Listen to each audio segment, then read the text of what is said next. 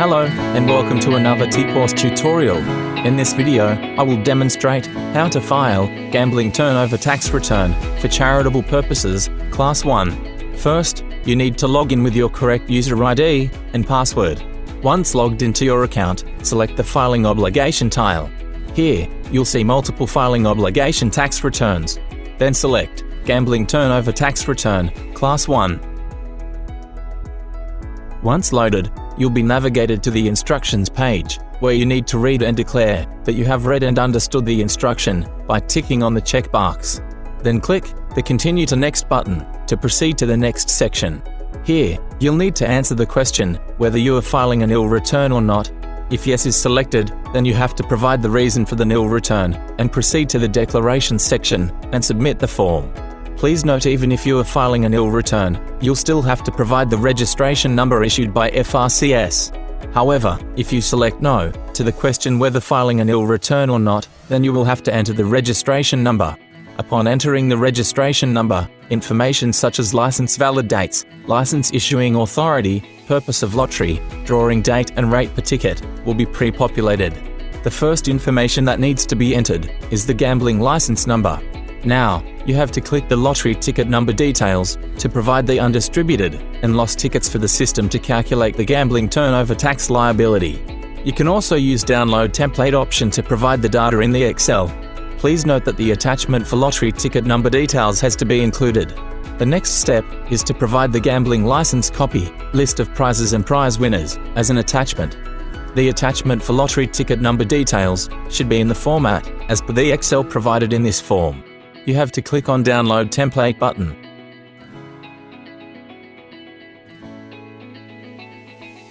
Open the downloaded Excel file. Now, you'll need to enter the data and then upload it as an attachment on TPOS under Lottery Ticket Number Details.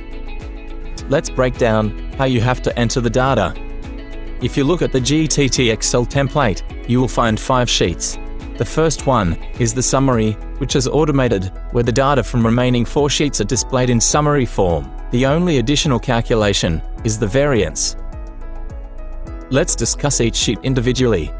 Printed lottery ticket. This sheet has 4 columns where you have to provide details on the number and range of the lottery tickets printed. The first item is the description section. Here, you'll have to mention the different types of lottery tickets that are printed. Second important item is the printer ticket number from to printer ticket number 2, for which you'll have to enter the details. Third item is the number of tickets, which will be populated on the summary page. Undistributed tickets. This sheet has 4 columns where you have to provide details on the number and range of lottery tickets that are not distributed. Tickets lost. This sheet also has 4 columns where you have to provide details on the number and range of lottery tickets that are lost.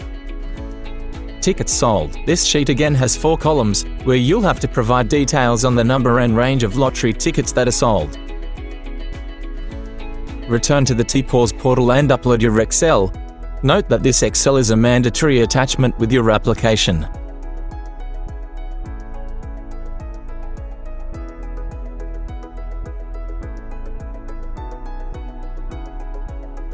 The next step is to provide the gambling license copy and list of prizes and prize winners as an attachment.